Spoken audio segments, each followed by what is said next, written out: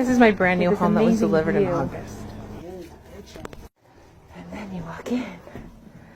And what is this? So that was and is our first home. It is our dream home. We saved up, we worked really hard, added customizations to it, put it on our property, and that's what we got. I have asthma and my son has asthma, and the amount of water damage that is in my girl's room, which comes off of our room and his room, and in the living room, the amount of mold damage, water damage, there's still active mold living in there, and he hasn't seen water since before August. And to be very clear, we did find licensed and good standing professionals to buy our home from and install our home. And there's a lot of things that were told to us incorrectly, very clearly incorrectly. We had to have mold testing done, home inspections done. We had to file complaints with different licensing boards in the state of California. I called 62 different attorneys. We contacted all the organizations trying to work this out. No one wanted to take responsibility. We have 3 kids, and I was supposed to be able to have this one and then go to our brand new home. And that didn't happen. And escrow closed, and they got paid. And I have to pay a mortgage on a home I can't live in. In California, a manufactured home that is not yet installed on a permanent foundation is not considered real property, which means where this would be considered fraud and theft and a felony level, it's only misdemeanor violations for him. So whereas normal people would get to take maternity leave, I had to take our savings for maternity leave and put it into paying to retain an attorney. And if you want to know what that does to someone's mental health, trying to chronologically set up every single conversation and engagement and interaction you had with people, starting in 2019 to current, when you have a newborn and a toddler and a teenager, it's hard. And we might be in this for like 2 more years, 3 more years, just in paying court fees and attorney's fees, because while I started that process on my own, I couldn't do, because it came down to me working with my clients and doing my job and parenting my kids and having to get an attorney because I couldn't do both. And everyone has ups and downs with their mother-in-laws, and I live with mine, and I thank God because she's been amazing through all of this, but it's not my home. We weren't supposed to be here this long, and it's not my home or my dog's home because they don't have all of their own unique spaces like we used to. It just sucks. And if we were in our house like we were supposed to be, we wouldn't be dealing with this pedo house nightmare. And while that could be, you know, a bad thing because there are other kids in this neighborhood, it would mean less stress on our family, and we already have enough of that. So we don't.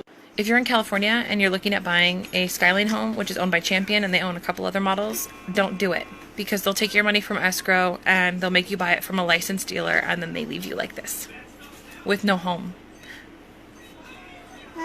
So that's a really great question. And the house is actually on a concrete wall and a permanent foundation. That's a whole nother story. But it needs to have a certificate of occupancy, which requires the exterior of the home be all hooked up perfectly and the interior to be turnkey. That has challenges in and of itself, because in order to get repairs done on the interior of a manufactured home, you have to pull permits for it. And as of right now, our home doesn't exist. If our home was a regular stick-built home, then yes, this would absolutely fall under real estate laws, real property, and be a felony. If something were to have happened with the home having been on, like we bought our property with the house already on it, then yes, it would be considered a felony. But because it isn't installed with a certificate of occupancy yet, it doesn't qualify for that.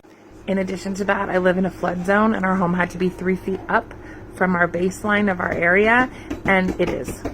Stick build wouldn't work. So these are more pictures of our damaged home. These are the holes into the ceiling. They're in multiple rooms. Some of the drywall messed up stuff on the broken wall, the cracks everywhere that are not from settling or being moved, and that has been confirmed by contractors and HCD. The beam, more flooring areas, the wall sections.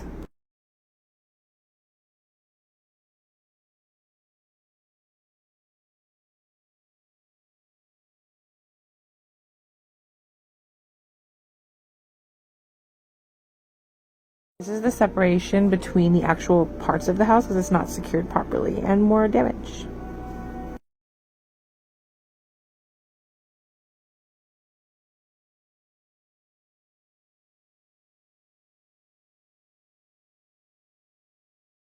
I want to point out that one of the main problems with the level of mold outside of our own health issues is the fact that it's really high above what would be considered to like normal safe, and that's still a very gray area for mold counts for people. But I train dogs. I have my own dogs and I train other people's dogs. And that means that it has to be safe not only for us, but it has to be safe for the dogs. Because their olfactory system is way more sensitive than ours. It has to be safe for people like that. People like that, because their noses are more sensitive and they're more prone to cancers based on things like this.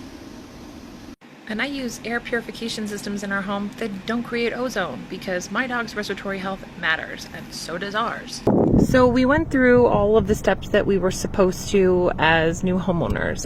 We went ahead and went through escrow so that we had, all of our ducks in a row, and we were doing everything in the process to protect ourselves to avoid these situations. We went in and signed our paperwork, and the escrow was supposed to close when the home was delivered. Everything was copacetic. Got the house delivered, obviously not copacetic.